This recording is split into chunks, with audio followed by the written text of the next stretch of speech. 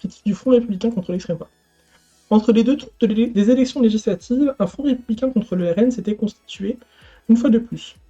Dans près de 130 circonscriptions, les candidats du nouveau Front populaire, NFP, se sont désistés au profit de candidats de droite, macronistes ou LR, pour faire barrage à l'extrême droite.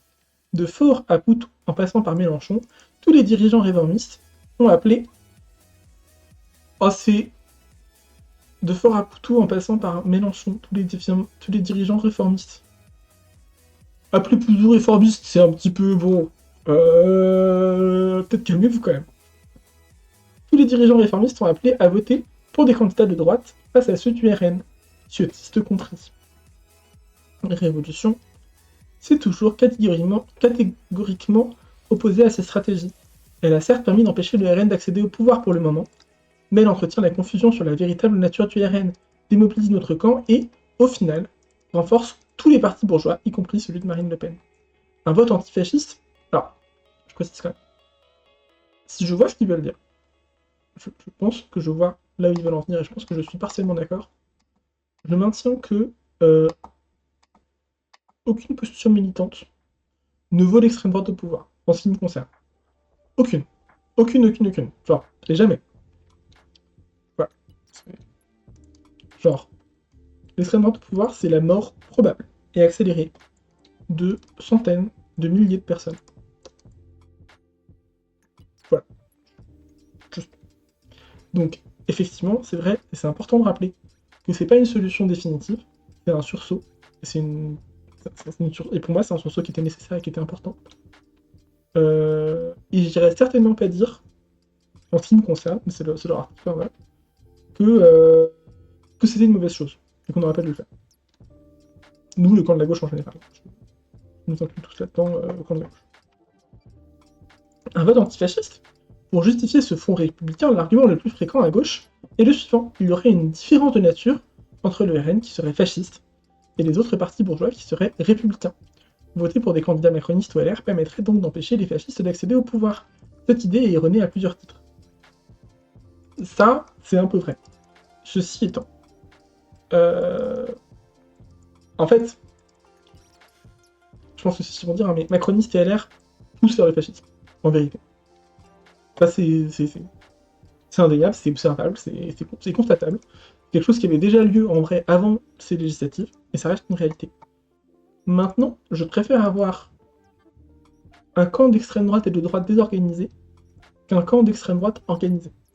Je préfère qu'il y ait les républicains et les macronistes qui n'ont pas tout à fait la même ligne et qui vont pas forcément réussir à se mettre parfaitement d'accord avec le RN que juste le RN. À titre personnel, je trouve ça vachement mieux. Voilà. Le RN est un parti raciste et archi-réactionnaire. C'est un ennemi implacable de la classe ouvrière. Mais cela n'en fait pas un parti fasciste. Pour le comprendre, il faut rappeler quelle est la dynamique de classe du fascisme. Voilà. Pas parce que le parti n'est pas fasciste que c'est pas l'extrême droite et qu'il n'est pas extrêmement dangereux pour nous tous. Pareil, là je suis pas d'accord. Mais... Et en plus, franchement, en fonction de qui on parle, il y a les traits du fascisme. Le fascisme, ça se décrit avec un certain nombre de points. Le RN rentre dans une partie non négligeable de ces points. Le fascisme utilise une démagogie réactionnaire anti-ouvrière, mais aussi, dans une certaine mesure, anticapitaliste, pour organiser la petite bourgeoisie, les petits artisans, commerçants et paysans, en un mouvement paramilitaire de masse. Les ministres de Mussolini ou d'Hitler groupaient des centaines de milliers de membres armés et organisés pour le combat. Une fois au pouvoir, les fascistes ont utilisé cette force pour anéantir totalement le mouvement ouvrier, ses partis politiques, ses syndicats, et même ses associations culturelles ou sportives. Or, depuis les années 30, le développement du capitalisme a fait massivement fondre la petite bourgeoisie, et en particulier la petite paysannerie, qui constituait la base de masse du fascisme. Aujourd'hui en France, le salariat, c'est-à-dire la classe ouvrière, représente une fraction archi-majoritaire de la population. C'était déjà le cas à l'époque de... Enfin...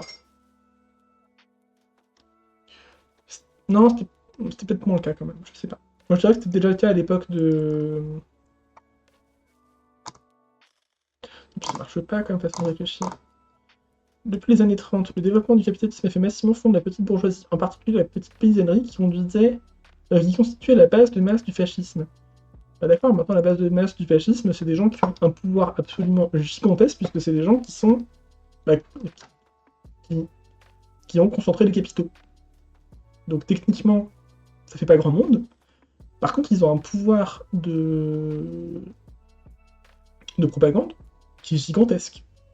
Donc, oui, effectivement, aujourd'hui, les salariés, c'est ce qui représente la population française en majorité. Pas pour autant qu'il n'y a pas de solution pour avoir un régime fasciste. Parce que là, le point suivant, c'est ce fait constitue un obstacle objectif majeur à l'instauration d'un régime fasciste. Bah du coup, quand Elon Musk décide qu'est-ce qui est mis en avant ou pas sur Twitter, par exemple, bon, les solutions, ils en trouvent, il n'y a pas de problème, quoi. Ceci étant dit, même si un véritable parti fasciste était sur le point d'accéder au pouvoir, il ne suffirait pas de soutenir les autres partis bourgeois pour l'en empêcher. En Allemagne comme en Italie, ce sont précisément des politiciens bourgeois parfois élus avec les voix des partis de gauche qui ont cédé le pouvoir aux fascistes, pour que ceux-ci écrasent la classe ouvrière. La force du fascisme réside non dans les urnes, mais dans son organisation paramilitaire. C'est cela qui convainc la bourgeoisie que les fascistes peuvent la défendre contre la classe ouvrière. Si le fascisme était vraiment aux portes du pouvoir aujourd'hui, le Front républicain ne ferait que détourner les organisations ouvrières de leur tâche centrale, la formation de milices ouvrières et leur lutte à mort contre les milices fascistes. Défendre la démocratie ? Point d'interrogation. Il est vrai que la plupart des jeunes et des travailleurs n'ont pas en tête la conception marxiste du fascisme, que nous venons de résumer. Sous l'influence de dirigeants réformistes notamment, ils confondent fascisme avec la remise en cause de nos droits démocratiques. Lorsqu'ils affirment que le RN est fasciste, ils l'accusent en réalité de vouloir instaurer un régime dictatorial, militaro-policier, c'est-à-dire, en termes marxistes, un régime bonapartiste. Cette crainte est-elle justifiée? Là encore, il faut poser cette question sur des bases théoriques sérieuses. En temps normal, l'appareil répressif de l'État bourgeois, la police, l'armée, etc., est sous le contrôle politique direct de la classe dirigeante. Mais dans certaines conditions, et notamment après une période d'intense lutte des classes, l'appareil d'État peut acquérir une autonomie relative vis-à-vis de la bourgeoisie, s'appuyant sur l'équilibre temporaire entre des classes sociales qui, dans leur lutte, se neutralisent réciproquement. Les généraux et les chefs de police assument directement le pouvoir, en piétinant la démocratie bourgeoise. Ceci dit, dans un tel régime, l'État reste tout de même au service de la classe dirigeante, dont il défend les intérêts à sa façon bonapartiste. Il est clair qu'il y a des aspirations bonapartistes au sein du RN, et d'une fraction minoritaire de son électorat. On rappelle aussi d'ailleurs, je tiens à rappeler ça, Rassemblement National, c'est pas pour rien que ça s'appelle comme ça, c'est parce que ça, et au début, c'était pas... au début c'était Front National, maintenant c'est Rassemblement National. Dans les deux cas, on reconnaît que Front, c'est pour dire on fait front ensemble, nous les nationalistes, et rassemblement, ça veut dire qu'on se rassemble. Je trouve qu'en vrai, le terme est encore clair du coup, mais il fait moins peur, effectivement, mais c'est ça le but. Mais il est aussi plus clair.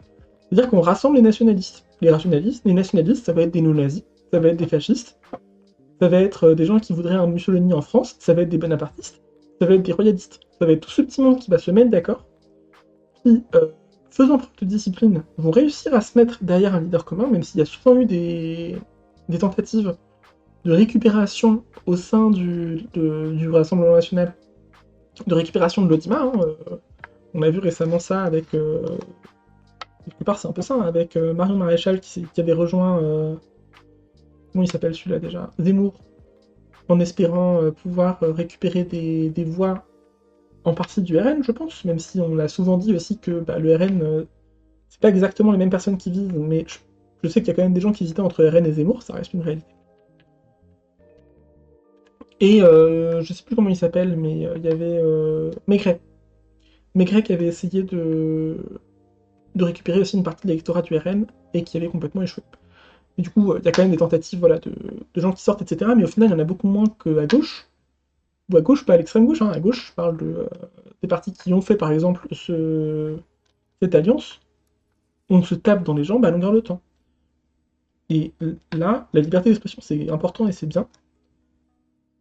Après, il faut avoir conscience qu'on est contre des gens qui sont plus organisés que nous. Et ça, c'est grave, parce qu'en plus, c'est pas des gens qui sont censés être organisés, c'est des gens qui sont pas censés s'entendre. Alors que nous, on a des idées entre les différents partis qu'on a vus en haut de l'article là. on a des idées qui sont proches en vérité. Parfois plus proches que des gens qui sont RN.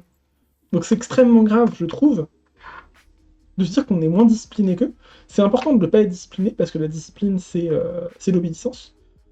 C'est important politiquement de savoir tenir une ligne et de savoir régler les conflits en privé, et pas en public. Bref, là c'est mon coup de gueule qui n'a rien à voir avec l'article, mais j'avais besoin de râler. Il est clair qu'il y a des aspirations bonapartistes au sein du RN et d'une fraction minoritaire de son électorat. Ce n'est pas un hasard si ce parti arrive en tête chez les militaires et les policiers. Mais il ne suffit pas de vouloir une dictature militaro-policière pour l'instaurer. Loin d'avoir dépensé leurs forces dans une série de luttes massives, de larges fractions de la classe ouvrière ne sont même pas encore entrées dans l'action. Dès lors, si le RN arrivait au pouvoir s'orienter vers un régime de type dictatorial, il risquerait de provoquer un puissant soulèvement des masses. Oui, mais ils sont pas débiles. Ils vont faire comme en Italie, ils vont y aller doucement. Il n'y a que aux US où ils vont pas doucement pour des raisons un peu complexes, je pense. Un peu complexes à comprendre pour nous en Occident. Mais globalement, en Europe, ce qu'on fait, c'est qu'on arrive au pouvoir. Au début, on a l'air gentil, on a l'air calme, on montre la patte, on montre les crocs, on dit regardez, on est gentil. Non, on montre pas les crocs du coup. On cache les crocs. On dit regardez, on est gentil, on fait tout comme tout le monde, on est des gentils libéraux, au final, on est presque pareil. Et puis tout doucement, discrètement, on fait passer des lois qui empêchent les minorités de vivre correctement, en gros. Hein. Et c'est ce qu'on voit en Italie.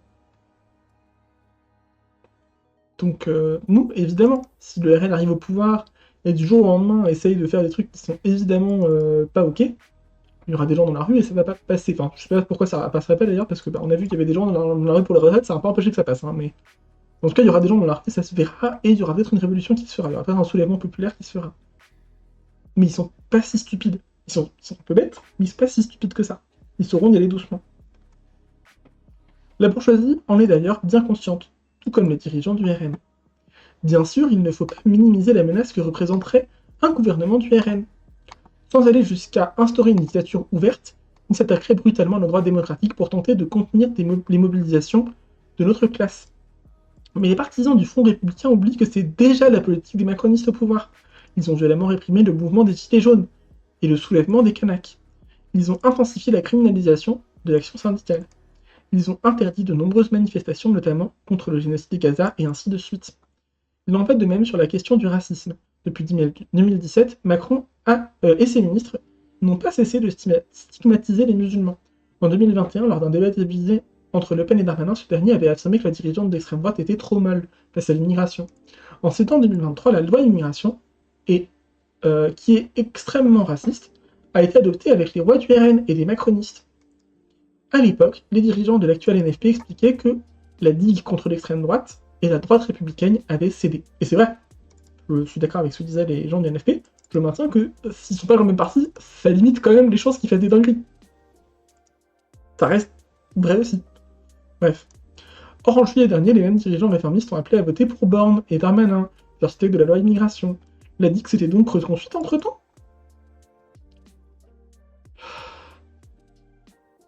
Faut vraiment... ouais. Bref. Pardon. Le fait est que l'approfondissement de la crise du capitalisme pousse tous les petits partis bourgeois à attaquer nos droits démocratiques et à intensifier la propagande raciste, cette arme de diversion massive. À cet égard, il n'y a pas de différence de nature entre les macronistes, LR et le RN. Le RN est la classe dirigeante. La bourgeoisie a systématiquement utilisé le RN comme un épouvantail pour appeler au Front républicain contre l'extrême droite et ainsi faire réélire la droite. Ce fut notamment le cas lors des élections présidentielles de 2002, 2017 et 2022. La classe dirigeante a longtemps été aidée dans cette tâche par Jean-Marie Le Pen et ses constantes provocations racistes, antisémites, etc. Cependant, lorsqu'elle est arrivée à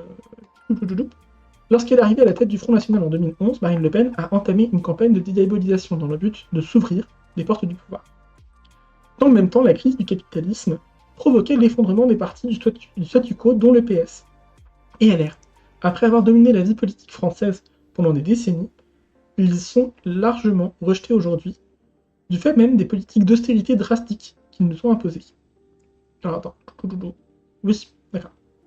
La même trajectoire a frappé le camp macroniste depuis 2017, effectivement.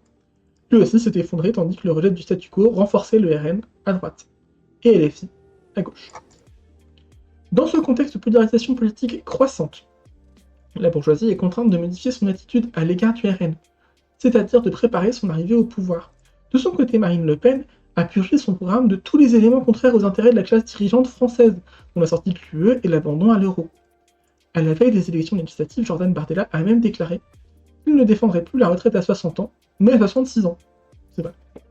Si l'ensemble de la grande bourgeoisie se prépare à un gouvernement dominé par le RN, de nombreux capitalistes comprennent et redoutent les dangers inhérents à cette perspective. Les explosions de joie populaire le soir du 7 juillet ont rappelé la profonde détestation dont le RN est l'objet dans de larges couches de la jeunesse et du salariat. L'arrivée au pouvoir de ce parti provoquerait des mobilisations explosives tôt ou tard. C'est ce qui explique la division et les oscillations des stratégies de la bourgeoisie à l'égard du RN. Comment lutter contre le RN? Au pouvoir, le RN intensifierait les attaques contre les travailleurs et les politiques d'austérité, mais aussi les persécutions racistes, sexistes et homophobes. Les véritables groupes fascistes y verraient un encouragement à multiplier les agressions. C'est pour ça qu'il ne faut pas que le RN arrive au pouvoir du coup.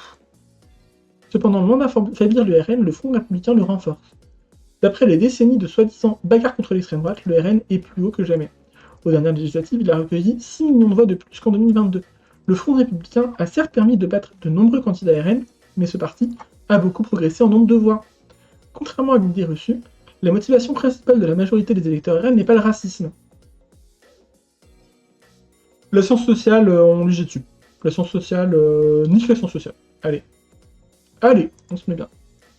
Ok. Le RN prospère surtout depuis des décennies grâce aux trahisons de la gauche, dont les dirigeants réformistes au pouvoir ont défendu les intérêts fondamentaux de la bourgeoisie. Du coup, ça a été débunk par de la science sociale. C'est pour ça que j'ai dit la science sociale nique. La science sociale a rappelé que les partis d'extrême gauche, ça existe aussi. Et que dans un monde où vraiment... Enfin, non. La science sociale a rappelé que la composante raciste était indéniablement liée au vote d'extrême droite, au vote du RN. Ma lecture, c'est que les partis d'extrême gauche existent en France. Il y a le NPA, il y a Lutte ouvrière, donc il y a 2 partis d'extrême gauche qui se présentent à toutes les élections. Les gens préfèrent voter pour le RN. Bah, c'est bizarre ça. Pourtant, ils estiment aussi qu'il y a eu des trahisons à droite. Pourtant, ils préfèrent voter pour le RN. Bon. Donc c'est le racisme qui fait que tu votes RN plutôt que NPA ou que Lutte ouvrière.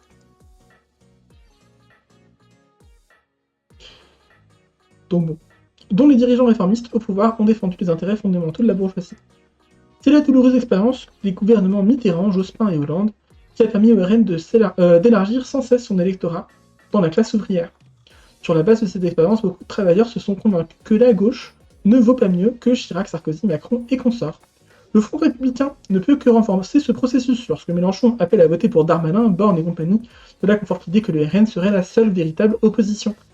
C'est ce que Le Pen et Bardella ont immédiatement déclaré, et cet argument ne peut manquer de faire mouche parmi de nombreux travailleurs et travailleuses qui ne comprennent pas pourquoi le NFP a sauvé le camp macroniste de la déroute.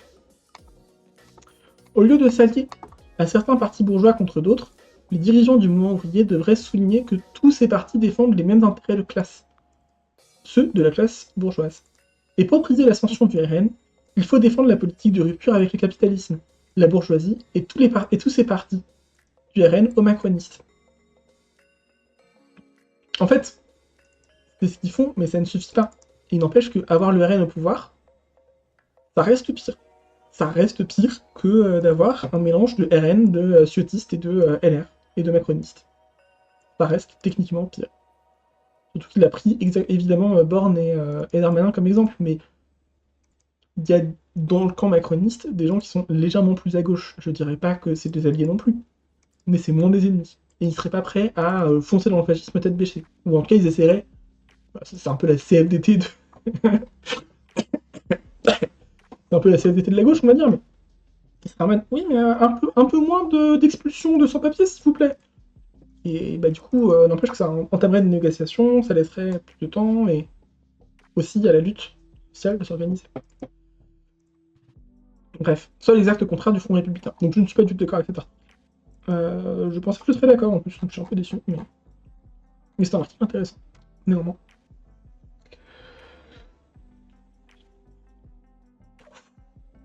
Bon, après m'être énervé sur un article du PCR, maintenant je vois un peu plus c'est quoi leur ligne du coup. Ils sont radicaux, ils sont plutôt tournés autour de la lutte des classes, mais ils ne sont pas du tout fermés aux autres luttes. Et, et tout ce qui est stratégie électorale, ils s'en foutent un petit peu. Ils crachent dessus un petit peu. Ce que je peux comprendre et entendre, mais que je suis dans lequel je suis extrêmement critique parce que je trouve que c'est quelque chose qu'on peut se permettre de faire quand on n'est pas, quand on n'appartient pas à une minorité qui risque littéralement de mourir si le RN arrive au pouvoir. Donc voilà. Bon, sur ce, sur ce petit, sur ce petit coup de sang, sur ce petit coup d'énervement sur un article. Après, c'est pas parce que c'est un article qui a été publié sur leur site qu'ils sont forcément d'accord avec ça aujourd'hui déjà, parce que mine de rien, entre temps, il y a Trump qui arrive au pouvoir et qui a peut-être fait un peu changer d'avis la personne qui a écrit cet article notamment. Et c'est pas parce qu'ils ont écrit cet article que tout le monde au sein du PCR est d'accord avec ça. Je sais pas quelles sont les instances du PCR, comment ça marche. Potentiellement, la personne qui valide l'article était relativement d'accord avec ça, mais tout le monde ne l'est pas. Mais voilà, article intéressant en tout cas. Ça permet de situer un peu mieux ce avec quoi je suis d'accord avec ce avec quoi je ne suis pas d'accord avec le PCR. Ça n'empêche pas que sur tout ce qui est marxisme, ils sont basés, donc c'est nickel. Ah oui, ça aussi, sur leur vision du fascisme. C'est compliqué le terme fasciste parce que c'est un terme qui est extrêmement situé historiquement. Et en parler aujourd'hui, c'est anachronique. C'est anachronique, le fascisme, normalement, c'est vraiment le régime de Mussolini à l'origine. Euh, Et du coup, ce qui s'est passé, c'est qu'on a essayé avec quelques régimes fascistes de tirer des règles. Et ces règles, on les a fait. Alors, je sais plus comment il s'appelle. Je crois que c'est Umberto Eco. Je ne peux pas chercher là comme ça. Mais il y a des lois du fascisme qui sont vérifiables et en fait, on peut voir si euh, un discours, un régime, des volontés politiques rentrent dans ces lignes-là ou pas. Et si on prend ça comme ça, si on cherche ça comme ça, le RN est en grande partie fasciste. Si on regarde effectivement juste, oui, est-ce qu'ils veulent faire des militaires? Parce qu'en fait, c'est ça leur définition du fascisme, hein, c'est un peu de la merde quand même, je trouve. Ouais, je trouve pas mal le dire. Bah non, non, effectivement, c'est pas militariste le RN. Mais je trouve ça un peu léger pour dire que c'est pas fasciste de fait. À titre personnel. Je trouve pas ça très intéressant comme vision des choses. Je trouve pas ça très profond.